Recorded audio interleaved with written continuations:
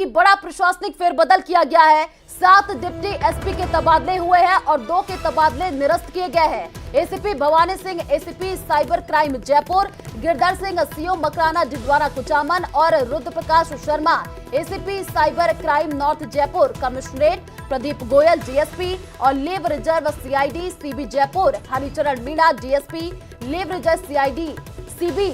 और साथ ही आपको बता दें कि ये बड़ा प्रशासनिक फेरबदल किया गया है।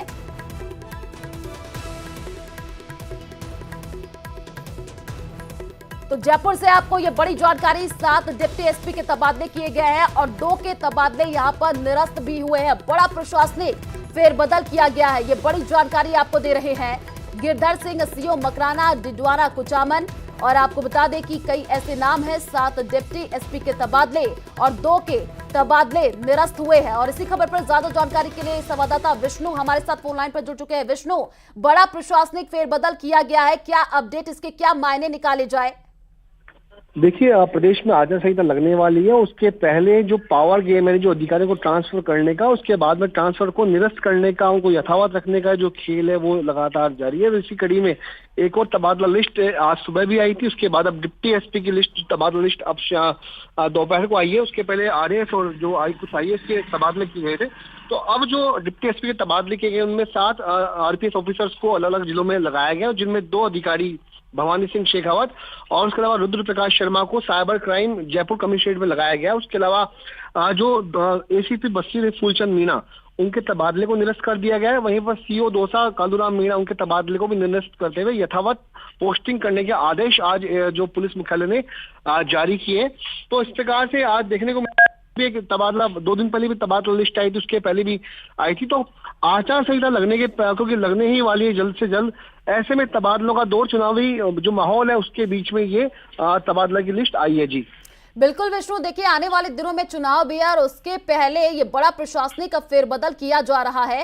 क्या आने वाले दिनों में और भी फेरबदल हो सकते हैं? क्योंकि पिछले दिनों से अगर हम तस्वीरें देखें तो लगातार ऐसी खबरें सामने आ रही है जहां पर बड़ा फेरबदल हुआ है। देखिए, बिल्कुल, चूंकि आचार संहिता लगने में बताया जा रहा है कि 2 से 3 दिन में आचार संहिता लग जाएगी। ऐसे में लगातार पुलिस मुख्यालय की ओर से ये जो तबादले की जो सूची है वो जारी है आ रही है। उसके अलावा जो एडिशनल एसपी के तबादले, आईएएस के तबादले, वो भी आ रहे हैं। भी तबादले लिस्ट जारी कराया। इसी में मैं देखना पड़ेगा कि एक पावर गेम भी है कि जिन अधिकारियों को पहले तबादला करके लगाया गया उनको वापस से उसी जगह पर रखा गया, या फिर उनको बिल्कुल विष्णु, ये बड़ा प्रशासनिक फेरबदल है। आप नजर बनाए रखिए, आगे भी आपसे अपडेट लेते रहेंगे। फिलहाल शुक्रिया तमाम जानकारी साझा करने के लिए। सीकर से बड़ी जानकारी आपको दे दें, कोचिंग छात्र ने सुसाइड किया है। नीट की तैयारी करने वाले छात्र ने सुसाइड किया है। छात्र नितिन फौजदार तैयारी कर रहा था और देखिए हॉस्टल के कमरे में ही फांसी का फंदा लगा करके सुसाइड किया। साथी के कोचिंग से वापस लौटने से आपको बता दें कि सुसाइड की यहां पर सूचना मिली है। भरतपुर जिले के नदबई इलाके का ये छात्र रहने वाला बताया जा रहा। पुलिस ने शव को रखवाया है एसके अस्पताल की मोर्चरी में। परिजनों के आने के बाद ही आगे की कार्रवाई की जाएगी। तो देखिए लगातार जो मामले सामने आ रहे हैं, कोचिंग छात्र लगातार सुसाइड करते हुए नजर आ रहे हैं और कोचिंग सिटी में लगातार जो केसेस सामने आ रहे हैं वो भी अब डरावने वाले हैं। और इसी खबर पर ज्यादा जानकारी के लिए संवाददाता संदीप हुड्डा हमारे साथ फोन लाइन पर जुड़ चुके हैं। संदीप, कोचिंग सिटी में अगर देखें पिछले दिनों से तो लगातार ऐसी खबरें सामने आ रही हैं, जो कोचिंग छात्र हैं वो सुसाइड करते हुए नजर आ रहे हैं। इसको लेकर के एक टीम भी गठित की गई थी, कैसे वो आगे बढ़ रही है और अभी इस पूरे मामले को लेकर के क्या अपडेट है? देखिए, बिल्कुल ये नदबई का रहने वाला छात्र था नितिन, जो यहाँ पर नीट की तैयारी कर रहा था गुरुकृपा कोचिंग में, और ये हॉस्टल में अकेला था। इसका जो साथी था वो क्लास में चला गया था। जब वापस आया तो फंदे से लटका मिला। और अब चूंकि पुलिस ने जो शव है वो मोर्चरी में रखवा करके परिजनों को सूचना दी है। पिछले कुछ दिन से हालांकि सीकर में इस तरह के मामले सामने नहीं आए थे, लेकिन कोटा में लगातार जो है इस तरह के जो कोचिंग स्टूडेंट हैं उनके सुसाइड की खबरें आ रही थी। और सीकर में भी पिछले 2-3 महीने में 2 जो स्टूडेंट हैं वो सुसाइड कर चुके हैं। तो निश्चित रूप से तनाव को एक बड़ी वजह इसके पीछे माना गया था। और उसके बाद कई कमेटी बनाई गई थी। कोचिंग निगरानी समिति हाईकोर्ट के आदेश पर बनी थी, जिसकी लगातार बैठक भी हो रही है। और उसमें इस तरह के ये जो आवाज है उठाई जा रही थी कि किस तरह से जो स्टूडेंट हैं ये इस तरह का कदम नहीं उठाए, उनको इस इसे दूर रखा जाए। तो कोटा में तो जो चेस सीरीज थी उस को भी बंद किया गया था, लेकिन सीकर में इस तरह की अभी कवायद नहीं की गई, जबकि कोचिंग स्टूडेंट जितने कोटा में है उतने ही आजकल सीकर में भी कोचिंग कर रहे हैं। तो दोनों ही जगह जो कोचिंग सिटी के नाम से मशहूर है वहां पर और भी जो है वो प्रशासन को कुछ कदम उठाने की जरूरत है। जी चलिए, शुक्रिया संदीप पर तमाम जानकारी साझा करने के लिए। तो बड़ी खबर का रुख कर लेते हैं। दिल्ली में जीएसटी परिषद की बैठक और जीएसटी परिषद की 52वीं ये बैठक बताई जा रही है। केंद्रीय वित्त मंत्री निर्मला सीतारमण की अध्यक्षता में ये बैठक और राजस्थान के मंत्री सुभाष गर्ग भी इस बैठक में मौजूद रहे। ऑनलाइन गेमिंग, जीएसटी सहित कई मुद्दों पर चर्चा हुई है। आपको बता दें कि नई दिल्ली के सुषमा स्वराज भवन में ये बैठक हुई।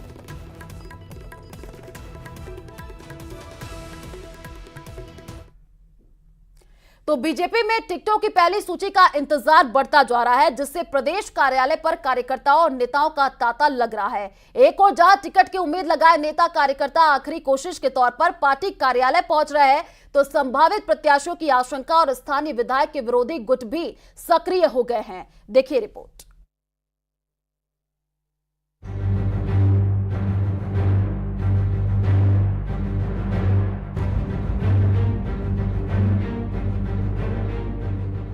पार्टी कार्यालय पर उमड़ी भीड़ और कार्यकर्ताओं की धक्का मुक्की बता रही है विधायकी का मोह कितना प्रबल है।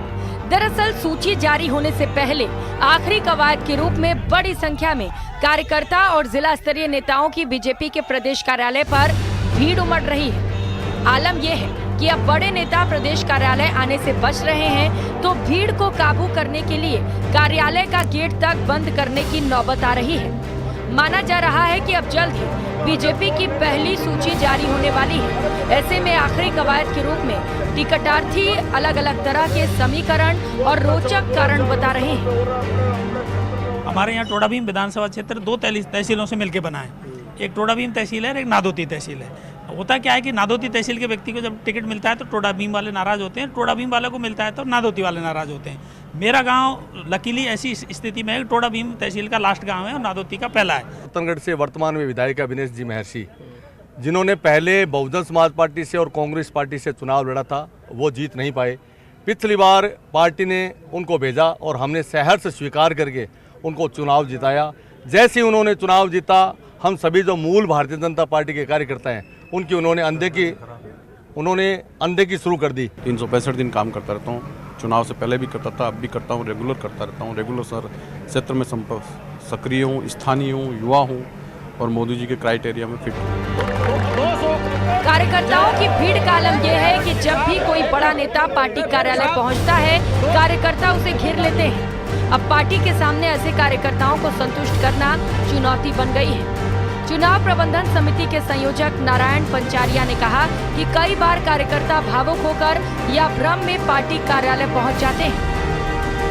कार्यकर्ता आता है तो भारतीय जनता पार्टी नरेंद्र मोदी जिंदाबाद, जाते समय भी भारतीय जनता पार्टी जिंदाबाद। जिसके दिल और दिमाग में, मस्तिष्क में कमल है, तो निश्चित मान के चलो राजस्थान के अंदर कमल खिलेगा। भारतीय जनता पार्टी प्रचंड बहुमत के साथ में सत्ता में आ रही है।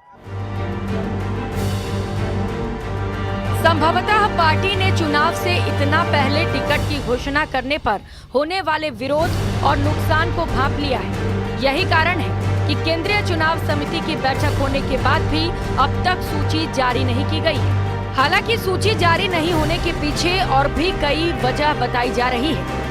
बहरहाल पार्टी कार्यालय में लगने वाले जमावड़े से ये तय है कि सूची आने के बाद पार्टी को एक बार जरूर अलग अलग स्तर पर विरोध का सामना करना पड़ सकता है। देखना होगा पार्टी कैसे विरोध को शांत कर पाती है। न्यूज़ 18 राजस्थान के लिए जयपुर से सौरभ गृहस्थी की रिपोर्ट।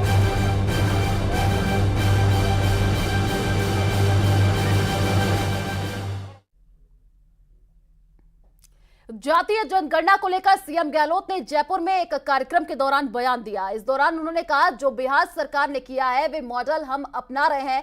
सर्वे होगा, जनगणना भारत सरकार ही करा सकती है। ये परिवारों का सर्वे हो रहा है, आर्थिक स्थिति मालूम पड़ रही है।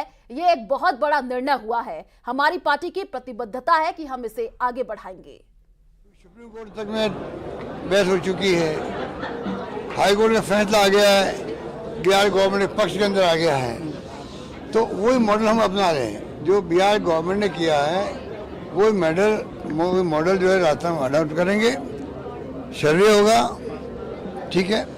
सेंसस जो होता है जनगणना वो भारत सरकार ही करा सकती है, वो राज्य सरकार करा नहीं सकती है।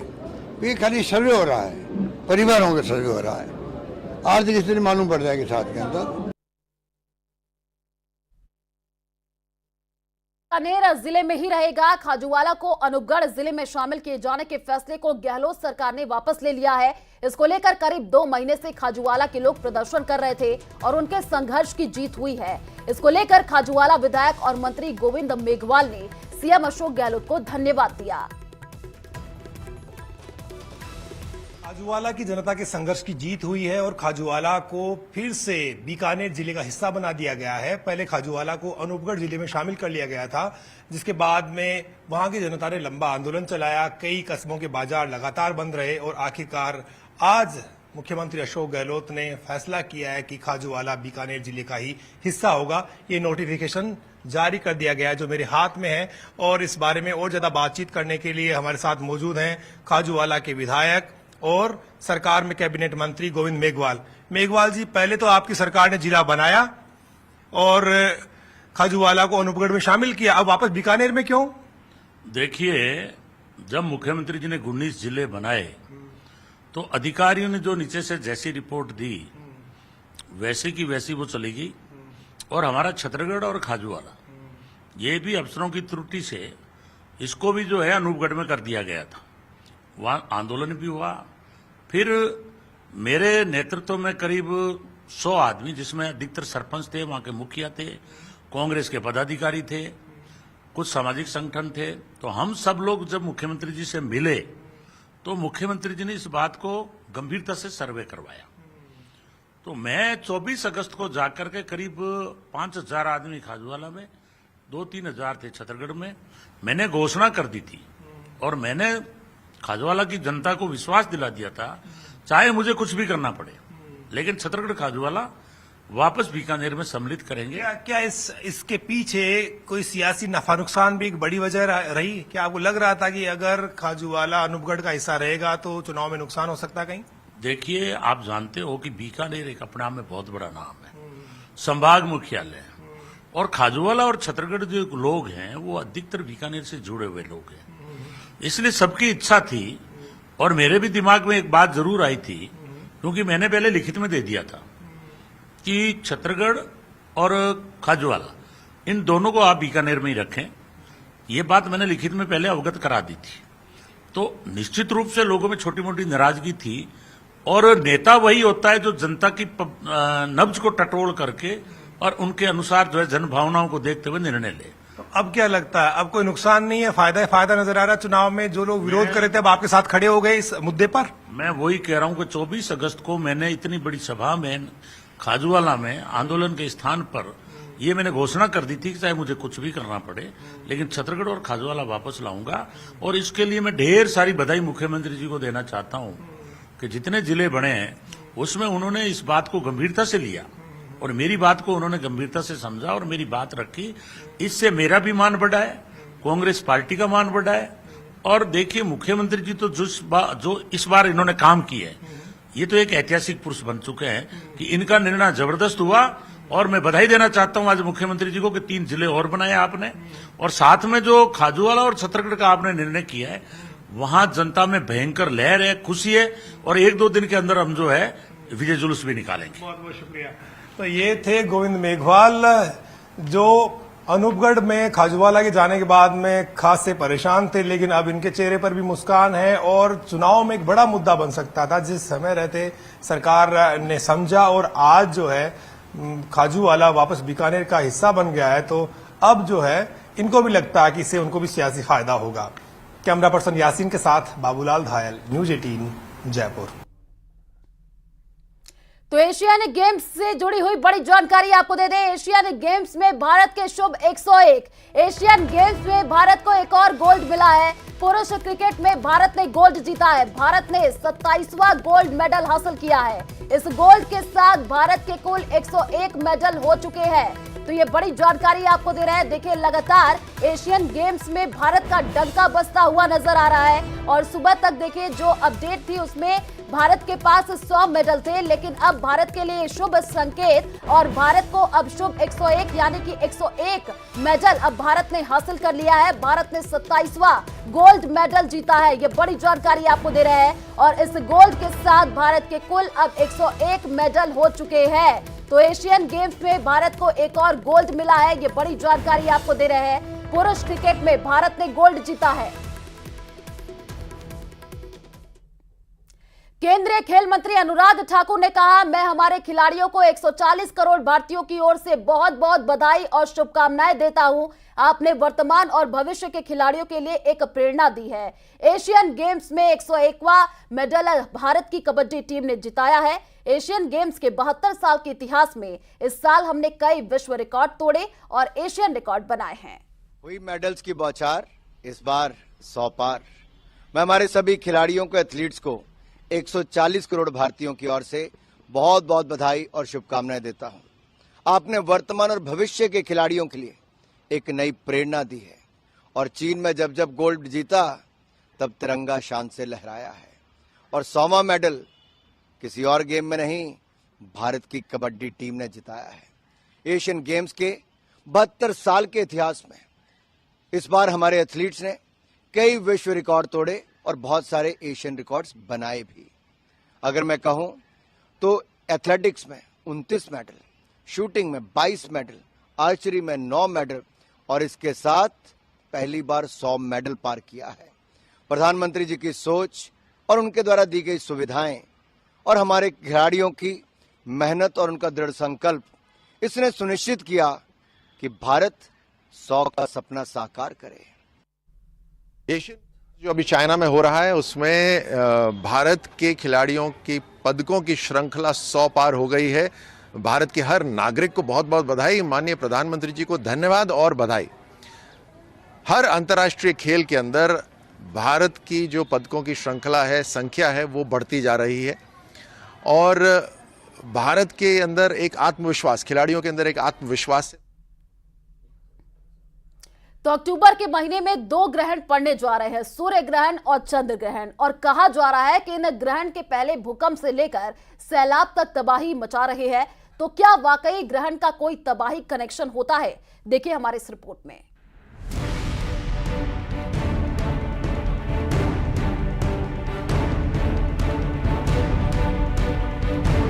क्या है ग्रहण और तबाही का कनेक्शन?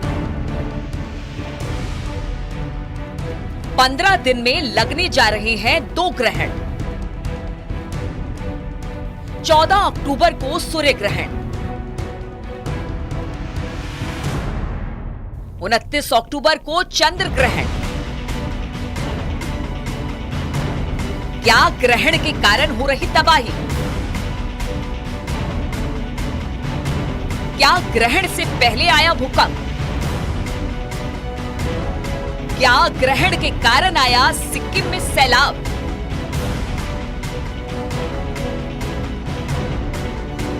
अक्टूबर के महीने में 2 बड़ी खगोलीय घटना होने जा रही है। एक महीने के अंदर 2 ग्रहण लगने जा रहे हैं। ऐसा संयोग बहुत कम होता है जब एक ही महीने में सूर्य और चांद दोनों पर ग्रहण लगता है, लेकिन अक्टूबर में ऐसा होने जा रहा है और इसकी वजह से कई सवाल उठ खड़े हुए हैं। क्या इन्हीं ग्रहण के कारण तबाही हो रही है? भूकंप से चंद दिनों पहले नेपाल समेत पूरे उत्तर भारत में जबरदस्त भूकंप आया। भूकंप के झटके इतने तेज थे कि लोग सहम गए। नेपाल में तो कई मकान गिर गए और देखिए भूकंप के ठीक पहले ही सिक्किम में भयंकर फ्लैश फ्लड आई है। कुदरत ने ऐसा कहर बरपाया कि हाहाकार मच गया। 100 लोग अब भी सैलाब में लापता हैं। उनकी तलाश जारी है। इतना ही नहीं, देश के कई हिस्सों में भारी बारिश हो रही है। ज्योतिषियों का कहना है कि भूकंप के पहले और बाद इस तरह की तबाही होती है, आपदाएं आती हैं। इस बार 2 ग्रहण लग रहे हैं अक्टूबर के महीने में। पहला सूर्य ग्रहण जो कि 14 अक्टूबर को है और दूसरा चंद्र ग्रहण जो 29 अक्टूबर को है। शास्त्र ये कहते हैं कि जब भी 2 ग्रहण 14 या 15 दिन के अंदर आए और एक ही पक्ष में आए तो ये काफी घातक सिद्ध होते हैं। इसमें प्राकृतिक आपदाएं आती हैं। तो क्या वाकई ये तबाही की वजह ग्रहण है? विज्ञान इसे नहीं मानता, लेकिन कुछ आंकड़े हैं जो बेहद हैरान करने वाले हैं। नजर डालिए इन आंकड़ों पर। 5 मई 2023 चंद्र ग्रहण, 4 मई को जापान में भूकंप, 8 नवंबर 2022 को चंद्र ग्रहण, 9 नवंबर को नेपाल में भूकंप, 5 जून 2020 चंद्र ग्रहण, 15 जून को गुजरात में भूकंप, जनवरी 2018 को चंद्र ग्रहण, भारत पाकिस्तान में 6.1 तीव्रता का भूकंप, 17 जुलाई 2019 को चंद्र ग्रहण था, 24 जुलाई को महाराष्ट्र में भूकंप आया, 12 दिसंबर 2020 को चंद्र ग्रहण, जापान में 7.5 तीव्रता का भूकंप, 9 जनवरी 2001 को चंद्र ग्रहण, 26 जनवरी को भुज में भूकंप। ये आंकड़े क्या इशारा कर रहे हैं? तो क्या ये माना जाए कि ग्रहण का भूकंप और आपदा से कनेक्शन है? विज्ञान इसे नहीं मानता, लेकिन ज्योतिष शास्त्र के मुताबिक ग्रहण और आपदाओं का कनेक्शन है। तो क्या अभी अक्टूबर के महीने में और तबाही हो सकती है? क्या ग्रहण के डबल अटैक से और आपदाएं आ सकती है? क्या होने वाला है कोई नहीं जानता, लेकिन एक बार फिर ग्रहण और भूकंप के कनेक्शन को लेकर बहस छिड़ गई है। Bureau report, news 18। तो चलिए फिलहाल इस बुलेटिन में इतना ही। बाकी खबरों के लिए आप देखते रहिए न्यूज़ 18 राजस्थान। नमस्कार।